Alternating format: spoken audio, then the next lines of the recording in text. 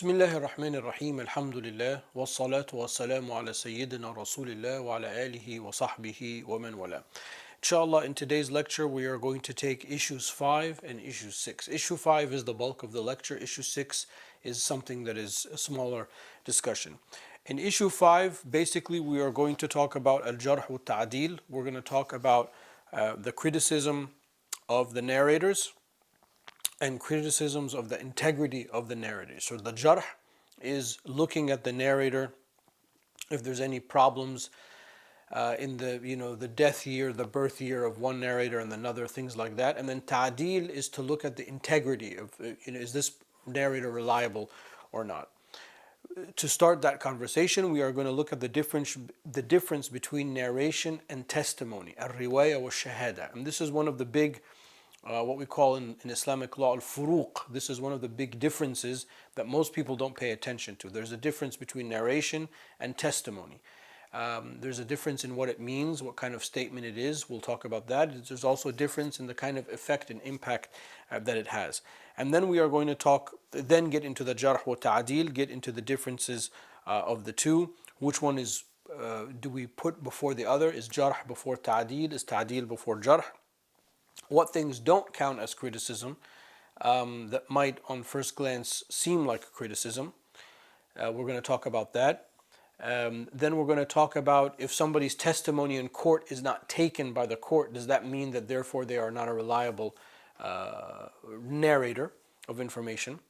And then we will also look at when there's a confusion of names. So sometimes people have the same kunya or the same nickname, things like that. And then lastly, we'll look in section 5, we'll look at tadlis, we'll look at misleading aspects of a transmission that would cause it to be problematic. Then we will enter into issue 6, which is basically the definition of a companion. Radiallahu anhum ajma'in. What is the definition of a companion, and what is our belief as Ahlul Sunnah wal Jama'ah in the testimony and in the narration of the companions, and then we'll talk about that, and then with that we will conclude this lecture, inshallah. So I look forward to beginning the discussion with you in the next clip. So we will begin the way we normally begin, which is to turn to the text itself, and we say Bismillah. قال المصنف رحمه الله ونفعنا بعلومه في الدارين آمين. Shaykh al-Islam Zakaria al-Ansari, may Allah Ta'ala have mercy on him, may we benefit from his knowledge in this world and the next. He says, الإخبار بعام رواية. To inform about something general is narration. وبخاص عند حاكم شهادة. And to inform about something specific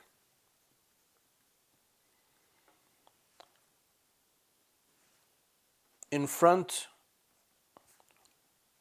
of a representative of the government is testimony if it relates to someone else versus someone else. Otherwise, it would be considered a claim.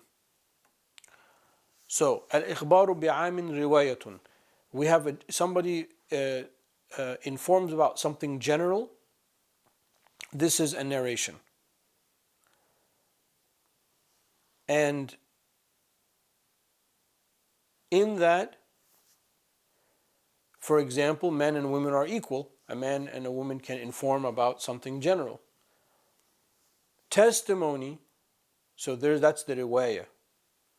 The shahada, the testimony in the court, is in relation to somebody versus somebody else. In other words, there's a court case. And then you are asked to فَاسْتَشْهِدُوا. In the Quran it says فَاسْتَشْهِدُوا شَهِدَيْنِ مِنْ رِجَالِكُمْ. Then bring, istishhad is to bring into testimony. So you're adding like a layer of legal responsibility in the testimony of somebody versus somebody. إن كان حقا لغير المخبر على غيره. الإخبار بعام رواية وبخاص عند حاكم شهادة إن كان حقا لغير المخبر على غيره. So to inform about something general is a narration, and to inform about something specific in front of a representative of the government is a testimony if it relates to one person versus another person.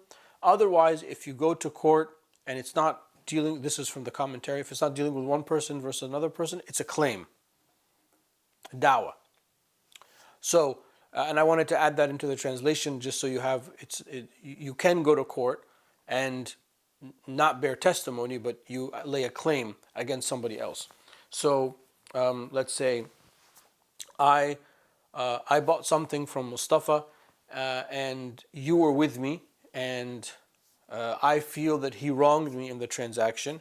So I'm going to court, and you're going to come with me as a claim to make a claim also against Mustafa. But he still hasn't presented his case. So in that case, it wouldn't be testimony. You would be added as a claimant, to my claim. If we're in court and it's me and Mustafa in the example that I just made up, and we're disputing the transaction, and then you come, you would bear testimony in that. And that's probably why I didn't include it in the matan, because it's kind of like an extra meaning. But I don't know why I brought it up from the commentary, because I thought it was important. Okay, so again, to repeat, to inform about something in general is a narration, and that has a different burden of acceptance than testimony, which is in court against two different people. والمختار أن أشهد إنشاء تضمن إخبارا. The chosen opinion is that I bear witness, أشهد, is a statement that encompasses an informative statement. وأن صيغ العقود والحلول كبعت وأعتقت إنشاء. And the phrases of transactions, I sell or I free you in the case of slavery, are all statements.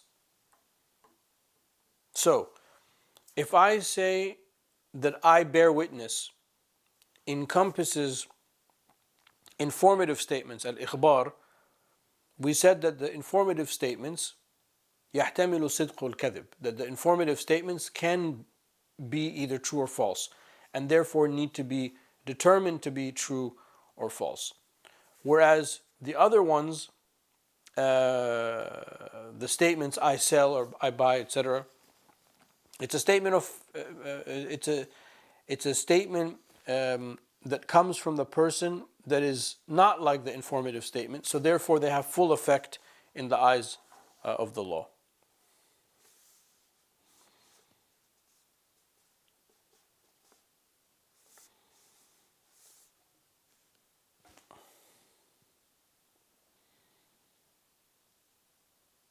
Okay.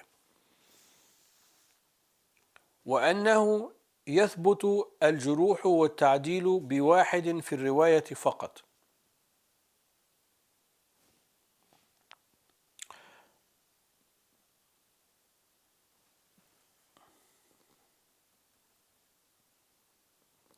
You can establish narrator criticism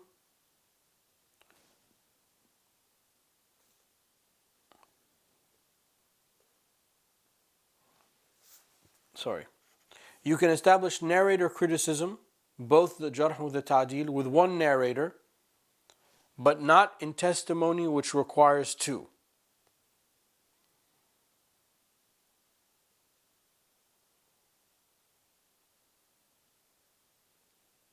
Which is from the commentary. Because if we went to court and then any one person can critique or call into question the testimony, then all hell's going to break loose, because then anyone could say anything. So that one, the burden is higher because it's more specific. But when it comes to the criticism of a riwayah, narration, having one critique is enough. وأنه يشترط ذكر سبب الجرح فيهما. One must mention the cause of criticism in both narration and testimony. ويكفي إطلاقه في الرواية إن عرف مذهب الجارح, but it is enough to mention it in the narrator if the method of the critic is known. So somebody like al-Dhahabi critiques somebody, or somebody like Ibn Hajar al-Asqalani, or one of the well-known imams of this science, they critique, or Imam al-Nawawi has a critique. then we know the madhab of that person. Like you know the madhab of al-Dhahabi in critique, you know the madhab of al-Nawawi in critique. So they don't have to give the detail of why they're critiquing every single time, because we know what their madhab is, because they probably wrote it in the introduction or catalog. So in that case, for expediency purposes, that's okay.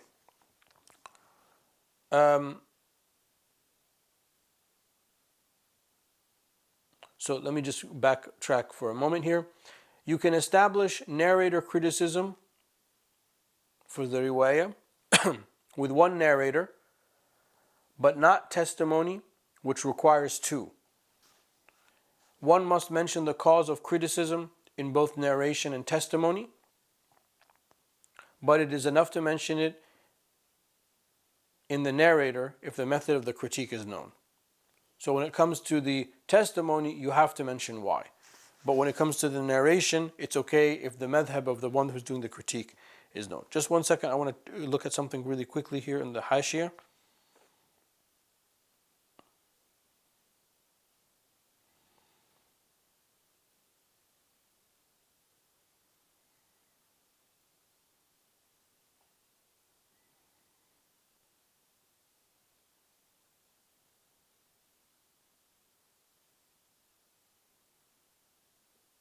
Okay. And then the next thing that he's going to talk about is the jarh and the ta'dil. So these are not the easiest things to translate into English. So let me do that really quickly now so we know what we're talking, because I might in the next clip just use the word jarh and ta'dil. Jarh is a type of critique of the narration, and which is a little bit more broader, and ta'dil is to critique the integrity, that the person is not adil, because we said that in narration it has to be adil, dabit. So you have a dabt, you have the ability to narrate, the memory, to narrate verbatim, you're accurate in your narration, and al-ta'di and al-adala is uprightness, that the person is known to be an upright narrator, is not known to engage in the haram acts, not known to be a person of bid'ah, not known to be a person who got in trouble, or something like that, morally upright. So those are the two things that we're looking at in the critique, and we'll pick that up in the next clip, inshallah. Okay, and then he says, rahimahullah, وَالْجَرْحُ مُقَدَّمٌ إِنْ زَادَ عَدَدُ الْجَارِحِ عَلَى الْمُعَدِّلِ وَكَذَا إِنْ لَمْ يَزِدْ عَلَيْهِ فِي الْأَصَحِ. Jarh comes before ta'dil if the jarh is more than the ta'dil. Likewise, if they are equal in numbers in the dominant opinion. So the jarh, the critique of the narration, is always going to come first, because our concern, if the jarh is more or equal to the amount of ta'dil, that one will always precede the ta'dil, because the jarh has to do with the text itself that's being narrated. So if let's say if somebody was old when they were narrating and didn't have a good memory, or had like dementia or something like that when they got old, I mean that causes into question, and they didn't narrate when they were younger. So this is I'm just making a scenario up. So then that person, it doesn't matter as much if they're adil or not. We have a problem even before we get into the adala, because we said the adala is something that's on the inside. It's that malika, right? It's that special quality, that special trait. Here we're talking about something that's even more basic than that, which is we're not sure that this person can effectively hear something and then accurately convey that to somebody else. So that's why when the jarh exists more than or equal to the points of ta'dil, the jarh is going to come before the ta'dil.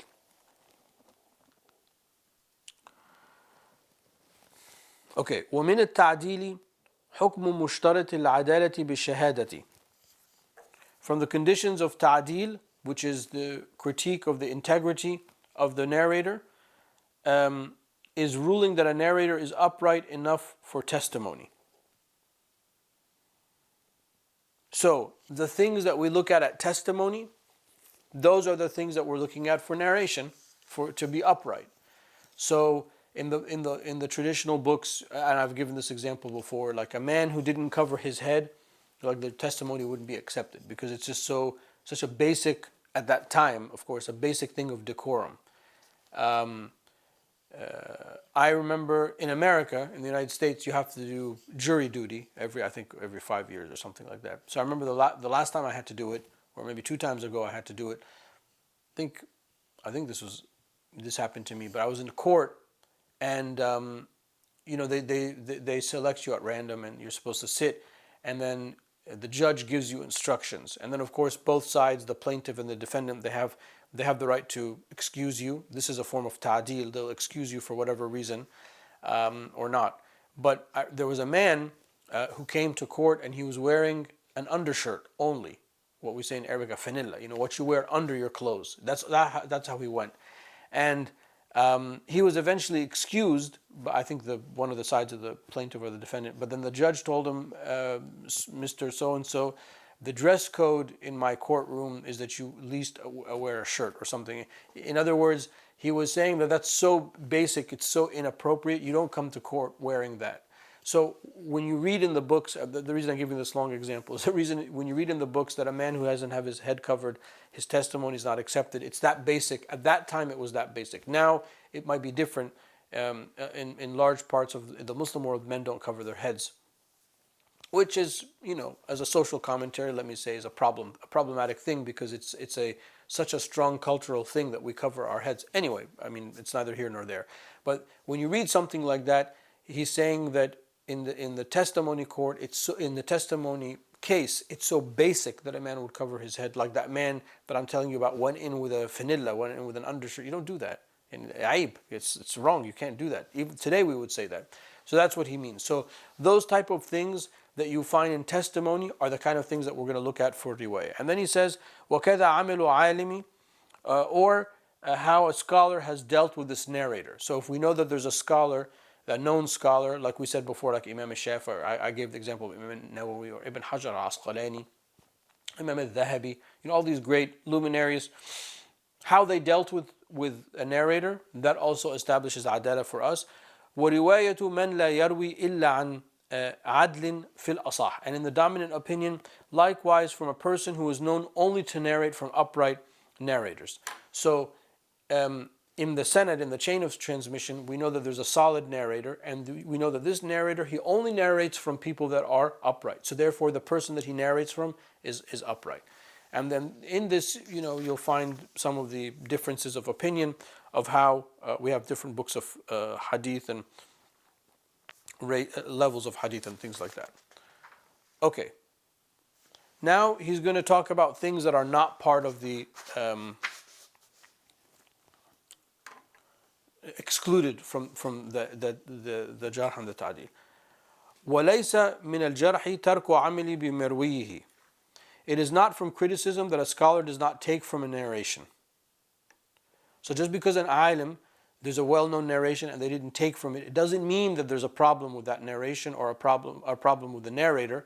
It's just because they could have a stronger evidence or a different type of ijtihad.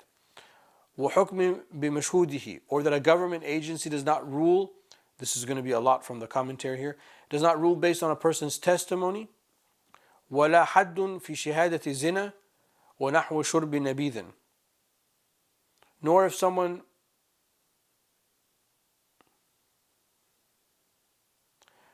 somebody was punished in giving testimony in a case of fornication, as the number of witnesses might not have been the necessary for, or in cases of drinking alcohol. So let me explain that.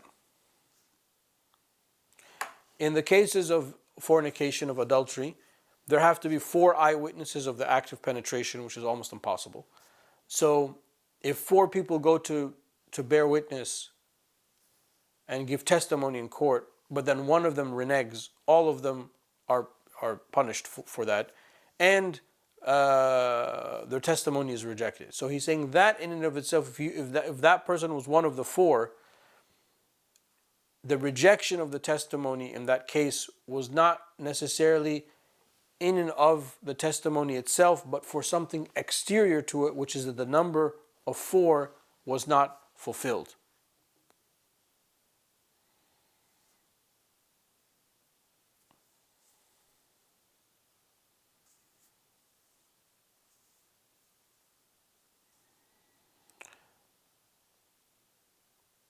And then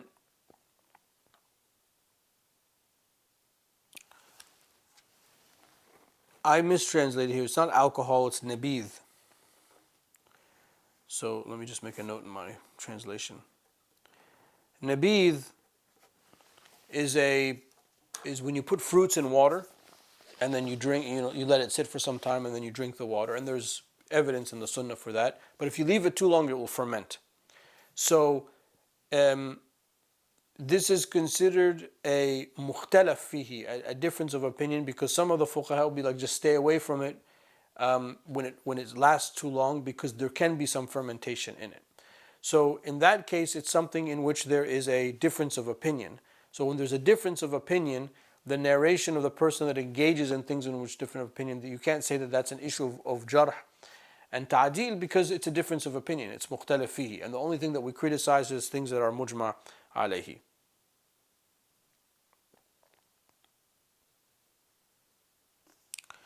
Okay.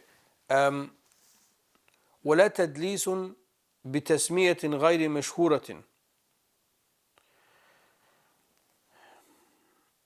Nor if someone narrates from him or from someone with other than his known name. قيل إلا أن يكون بحيث لو سئل لم يبينه. Only if when asked he cannot be identified. So somebody might narrate by somebody's different name, which is fine. That's not a cause of to critique the integrity. But if you ask that person, well, who did you narrate from, and they can't produce the name, then that would be a problem. ولا بإعطاء شخص اسم آخر تشبيها. Nor by being given a name other than what is normally used. Well, I'm running out of time, and this one is a little bit longer that I want to explain. So let's pause with the one that we just said before, is that not from the jarh and ta'dil is if you narrate from someone other than their known name. And then we'll pick it up in the next clip, inshallah. Okay, so here we're talking about the things that are excluded. Let me just backtrack one microsecond here. ولا تدليس بتسمية غير مشهورة قيل إلا أن يكون بحيث لو سئل لم يبينه. Nor if someone narrates from him or from someone with other than their known name, only if when asked he cannot be identified. ولا بإعطاء شخص اسم آخر تشبيها. Nor by giving a name other than what is normally used. كقول الأصل أبو عبد الله. Let me just read the whole thing for you. أبو عبد الله الحافظي يعني الذهبي تشبيها بالبيهقي يعني الحاكم. So sometimes people have similar names. I have another commentary in which this is better stated. So let me get it here. So if you said, for example, I heard from Abdullah al-Hafiz, which is usually the terminology used to indicate Imam al-Dhahabi rahimahullah. However, al-Bayhaqi also uses that. I was informed by Abu Abdullah al-Hafiz to refer to his Shaykh al-Hakim. So in this case, both al-Hakim and al-Dhahabi have the same nickname, Abu Abdullah al-Hafiz. But when al-Bayhaqi says that, you know that he's referring to his Shaykh al-Hakim. And when other ulama of hadith say that, they're referring to Imam al-Dhahabi rahimahumullah ajma'in. So that mix-up of name or similarity of name on its default does not cause the jarh and the ta'dil, because it's a common issue that can be sorted out. ولا بإبهام اللقى والرحلة أما مدلس المتون فمجروح. Likewise, it is not from tadlis, not from misleading, an assumption that two narrators met at an assumed place is other than the assumed place. So I thought they met in Baghdad, it turned out that they met in Kufa. That assumption does not cause a problem because they met. Nor is it from the misleading of the text. However, it is misleading, is in the one who inserts his own words in the narrations, and this narrator is therefore criticized. So when a narrator adds their own commentary, adds their own 2 cents, as we say in English, that is a problem. That can cause the critique of the integrity of the narration, because you're not narrating, you're preaching, or you're adding stuff that you shouldn't be adding.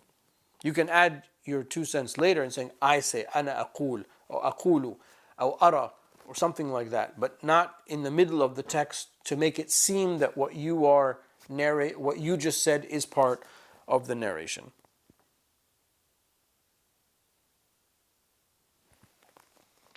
Okay. Next, issue 6 is on the definitions of the companions. الصحابي من اجتمع مؤمنا بالنبي صلى الله عليه وآله وسلم وإن لم يروي ولم يطل كالتابع معه، والأصح أنه لو ادعى معاصر عدل صحبة قبل وإن الصحابة عدول.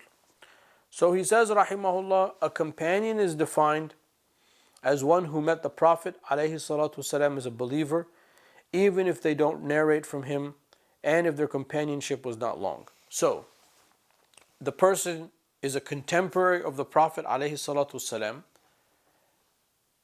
physically met the Prophet ﷺ, either became Muslim after meeting him and lasted with that Islam, or met him after they had become a believer and then lasted with that faith. So when we say faith, they could have met him when they were a disbeliever, but then they came to the faith, they took the shahada, and as long as they last with that faith, then they are a companion. So a contemporary physical meeting or seeing of the Prophet ﷺ, even if they did not narrate anything, and even if that contemporariness did not last long. So there's a lot of things actually happening in that definition. Number one is it reminds us of an important fact that the Sahaba are many, many more than the narrators of the hadith from the Sahaba. In other words, if there's like 100 to 114,000 Sahaba, we don't know the names of all of those people. Because those are people that would just be, they came, they saw the Prophet ﷺ, they went on the final Hajj with him ﷺ, and things like that. There were thousands of those people. They're still the Sahaba, but we don't know their names, and they didn't narrate anything from him. But they're still considered the Sahaba. And then we have the names of several thousand, and of those several thousands, those that narrated from the Prophet ﷺ are like 1,500, let's say, something like that. And of the 1,500, most of them only narrated one hadith. So when we talk about what we're talking about, the science of Usul al Fiqh, transmission, jarh, ta'dil, etc., the Sahaba that narrated from Rasulullah ﷺ are very few in number. So when we say the word companions, we mean all of those things, but when we use the definition of a companion in the kind of context that we're talking about, we mean something very specific. The other thing is that there's another definition of the companions that Ibn Hajar al-Asqalani has, which is worth mentioning, which he has a slightly different wording, which is, he says those, everything that we just said, but those whom the Prophet ﷺ saw. One of the reasons he has that definition is that it includes that if there was somebody blind, like Ibn Maktum, who was blind, radiallahu anhu, so he didn't see the Prophet ﷺ, but the Prophet ﷺ saw him. So it includes people like him. But there's also an inner meaning to that, is that it is the blessed glance of the Prophet ﷺ to those people that made them upright. And this is an important thing for what we're about to talk about the Sahaba, about their adala, about their uprightness. So Ibn Hajar's definition is slightly a little bit different, to say that it was the glance, the blessed glance of Rasulullah sallallahu alaihi wasallam to these people that made them upright. It's like that nadhra, that vision of the Prophet ﷺ made them upright. Okay, so a companion is defined as a person who met the Prophet ﷺ as a believer. Now we know that that means either they met him as a disbeliever and then believed, or they met him as a believer, but in both cases that belief lasted until that person passed away. Even if they didn't narrate from him, so narrating from the Prophet ﷺ is not a necessary part of being a companion, and that even if their companionship didn't last long, because there were children or young people that met the Prophet ﷺ before he passed ﷺ, and then they lasted much longer. So they lived the majority of their life after the passing of Rasulullah ﷺ, but they saw him in the beginning of their life, so they're still considered a companion. I think the last companion died around the year 100 of the Hijrah, meaning the last person to see the Prophet ﷺ. Likewise, the definition of a follower, a tabi'i vis-a-vis the companion. So the generation after the Sahaba are the tabi'een, and then the generation after them are the tabi'een. The same thing with all three generations. That the tabi'een saw the Sahaba even with their faith, lasted with that faith, even if their companionship or their association with the Sahaba was short, and even if they didn't narrate something from them.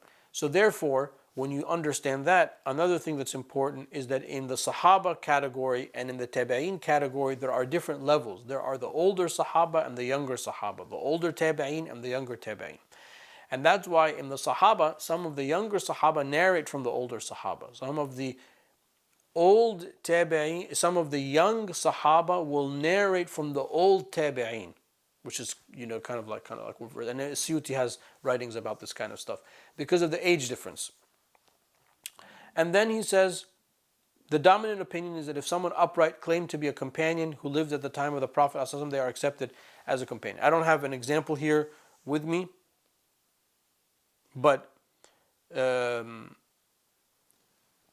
they're known to be an upright person and the time work, we accept them as a Sahaba. And then lastly, the most important thing of all of this is the following: all the companions are morally upright in matters of narration and testimony. So when we say Ahl Sunnah wal Jama'ah, that we hold the adala of the Sahaba, this is what we mean, that they are upright in their ability to bear testimony and to narrate on the Prophet ﷺ. It doesn't mean that they're infallible. It also doesn't mean that they didn't make mistakes, because they did make mistakes, and we have those cataloged in our history, like the early fitnas and stuff like that. Even at the time of the Prophet ﷺ, sometimes they had disputes. So this definition allows us to hold, yes, they're fallible, but they're upright because of that blessed glance of the Prophet ﷺ and their ability to inform us, the later generation, the Khalaf, about what they heard from Rasulullah sallallahu alaihi wasallam. We'll put a pin in it here. Wallahu ta'ala a'la wa a'lam wa sallallahu ala sayyidina wa mawlana Muhammad wa ala alihi wa sahbihi wa sallam. Alhamdulillah, in today's class, we were able to talk a little bit about jarh wa ta'dil, about the different types of critiques of the narrators and the critiques of the integrity, the adala of the narrators. And we started by learning the differences, or the difference that is between narration and testimony, al-riwayah wa shahada, which is an important distinction that oftentimes people forget about exists in Islamic law. And Imam al-Qarafi in his book al-Furuq, if I'm not mistaken, it's the first one he talks about. This is the first distinction that he makes between the riwayah and the shahada, because in the verse of الدين واستشهدوا شهدين من رجالكم فإن لم يكون رجلين فرجل وامرأتان ممن ترضون من الشهداء أن تدل أحداهما فتذكر أحداهما الأخرى. The verse about that a woman's testimony is half that of a man, and that, but that's testimony, not riwayah. In the riwayah, informing, they're equal. So a woman saying, "I saw the moon last night," that's and this starts the month or something like that, or I witnessed a crime. I mean, these things are different, or that would be testimony in court, so on and so forth. Anyway, so knowing the differences between the two is important. And then we talked about the jarh comes before ta'dil, if the jarh points are more or equal to the ta'dil, because it's a more fundamental thing. It's the inability of the person to narrate, and then comes the integrity of the narrator. And then we talked about some of the things that don't reduce the integrity of the narrator, about their testimony being rejected in court, or issues in which there's a differences of opinion, like in Nabith. And then we said that sometimes there are mix-up in names, and that's okay because we can work from them. But if a narrator adds or is known to add their own commentary or their own words into a narration, that's problematic. And we say this is a form of tadlis, a form of misleading. And then in issue number 6, we looked at the definition of the companions, and we learned what that is, and we talked about Ibn Hajar al-Asqalani's definition, why that's important to remember as well. But the most important thing about the companions is that as Ahlul Sunnah wal Jama'ah, we believe that they are upright. And the adala of the companions does not mean that they're fallible. It does not mean that they're infallible, because they are fallible. They didn't make mistakes. But it means that they were upright, morally upright in their ability to bear testimony and to also transmit what they heard and saw from the Prophet ﷺ. So we would not assume ever that any of them would have lied about any of that. Those are the main points for today's lecture. Walhamdulillahi Rabbil Alameen. Wa sallallahu ala Sayyidina Muhammad wa ala alihi wa sahbihi wa sallam.